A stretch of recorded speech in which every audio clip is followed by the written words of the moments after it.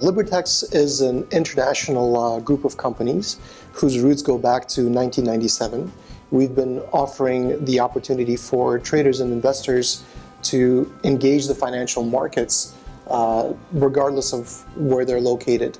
In fact, we have clients from over 110 countries and over 240 instruments, allowing customers to access various global markets so that they can trade and invest. One advantage of trading with a company like Libertex is that you have access to instruments from all over the world. In some cases, depending on where you live, it may be very difficult to access those instruments. If your local service provider, for example, doesn't offer Hang Seng indices, either as a futures contract or as a CFD, you missed an opportunity to take advantage of what's been happening with the index since the start of the Hong Kong protests at the end of April, beginning of May, if I'm not mistaken.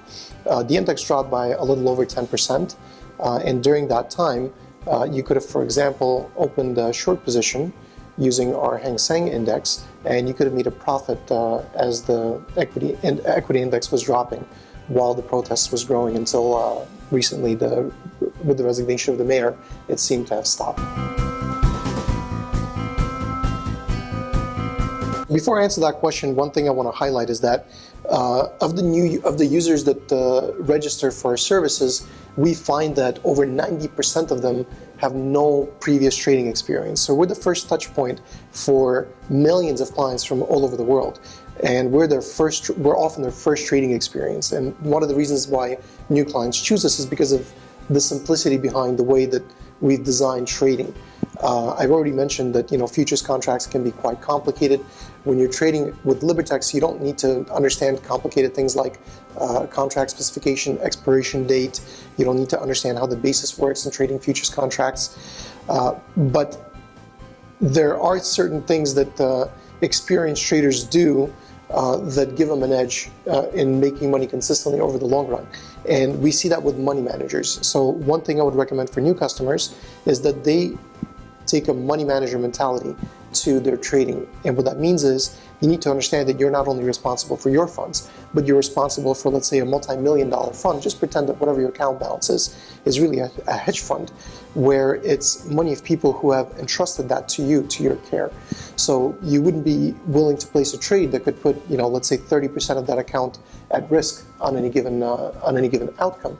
And unfortunately, we see new clients often do that, giving into the temptation to use high leverage. But just because it's available doesn't mean that you need to use it. So even for shorter term trading, something like 2-to-1 or 4-to-1 leverage could be very appropriate. And this is something that we see consistently. Again, money managers use lower leverage, and they are more conservative with what percentage of their assets they risk on any given trade. They take more of a longer term outlook to their approach. Think of it this way. Let's say your trading strategy is such that on any given trade, you want to make 3 times more than what you're willing to lose. So let's just say you're willing to lose $2,500 on a given trade, and you're looking to make $7,500. So we call that a 3-to-1 risk-reward ratio. And in that scenario, only slightly more than 25% of your trades need to be profitable in the long run for you to break even. And any edge that you have over that means that over a long enough run, you're going to be profitable as long as you're deploying prudent money management techniques. So that means that you could be wrong more than 70% of the time, but still have a profitable trading strategy. And this brings me to the last point I want to make about this, is that experienced traders tend to hold winning positions for longer durations and cut their losers early. So if you're wrong about a trade, you shouldn't hold on to that trade too long. Of course, you need to have a plan in terms of where you want your levels to be, where you want to exit the position in case you're right and in case you're wrong. That's using a limit and stop loss, but that's a topic for another conversation. But just in general, if something's working for you, don't be in a rush to close that position. Think about holding it for a longer period of time, but if you're losing money on a trade, you typically want to cut that trade early.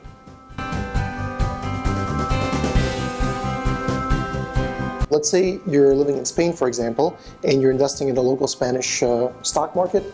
you're investing in real estate. Let's say you're diversified in real estate. You have a home in Madrid and then you have a vacation home somewhere on the coast. But really, you're not truly diversified because you're very dependent on the Spanish economy. You're very dependent on what's happening with the euro and the euro's purchasing power in the world, because your stocks and your homes are priced in euro. So investors are now understanding that if the euro drops from 130 to 111, all of a sudden that American vacation or that American investment property or even the stock of an American company becomes that much more expensive because the value of your euro has depreciated. And what smart investors do is they diversify. So they don't keep all their investments tied up in the currency of one economy, in this case the European Union. They make some investments in the United States, they make some investments in places like Japan, Southeast Asia, and that way their portfolio is a little more stable despite global volatility, because what we've seen happening over the past few years is decoupling, where economies are going in their own unique trajectories, and you have extreme examples of countries like Turkey, whose economy is not doing very well, versus a country like China, whose economy is still relatively, maybe not as fast as before, but still growing strong.